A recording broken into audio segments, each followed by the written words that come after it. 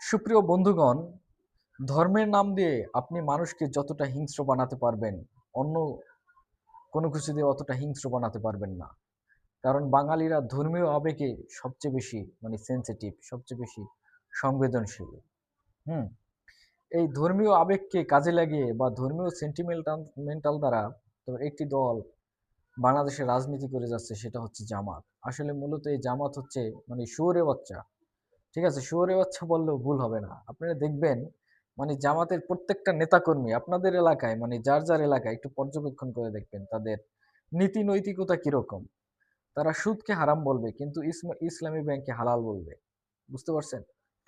হুম, যা হোক, মনে করেন তাদের যেই মানে তাদের হাতে সৃষ্টি হওয়া যে মব, এই মব দ্বারা তাদের শত্রু থাকলেই তারা মব সৃষ্টি করতো যে অমুকে আল্লাহরে গালি দিছে, অমুকে রাসূলরে গালি দিছে, ধর ওকে মারতে হবে।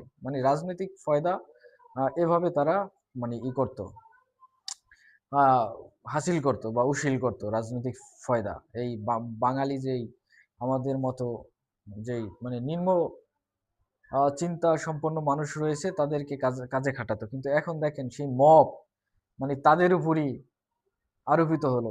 তাদের আ খালের ভিতরে তাদের কুমিরে তাদের খাচ্ছে এখন। এখন দেখেন নড়াইল ৪ আসনের নড়াল মানে যশোরের ৪ আসনের যে এমপি গোলাম রসুল আছে, আ যশোরের ৪ আসনের এমপি গোলাম রসুল, সে কিন্তু তাদের হাতে সৃষ্টি করা মব দ্বারাই সে এখন গণপিটুনি খাচ্ছে। দেখতে থাকুন। ঠিক আছে? আর বেশি কিছু বলব না। কারণ এখন বাংলার জনগণ হুম, সম্পর্কে ধারণা হয়ে গেছে আরকি। এই যে আপনার জামাত সম্পর্কে সম্যক ধারণা পাইছে। জনগণ এখন আর এই আগের মতো বোকা নাই রে ভাই। এই জামাত যেখানে দেখবেন সেখানে প্রতিহত করবেন। কারণ এরা মুখে ধর্মের বাণী, অন্তরে মনে করেন আপনার কি বলবো?